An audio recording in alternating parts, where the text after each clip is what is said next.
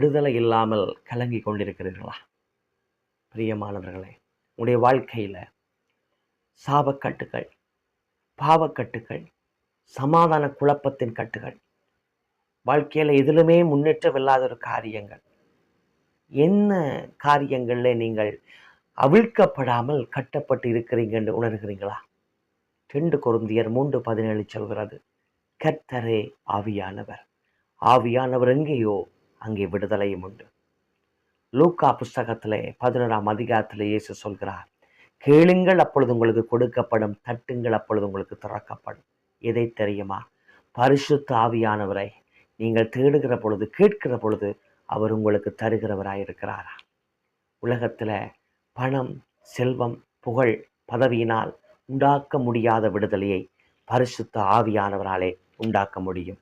என்ற வேதம் சொல்கிறது, ஆவியானவர் எங்கேயோ அங்கே விடுதலையும் உண்டு.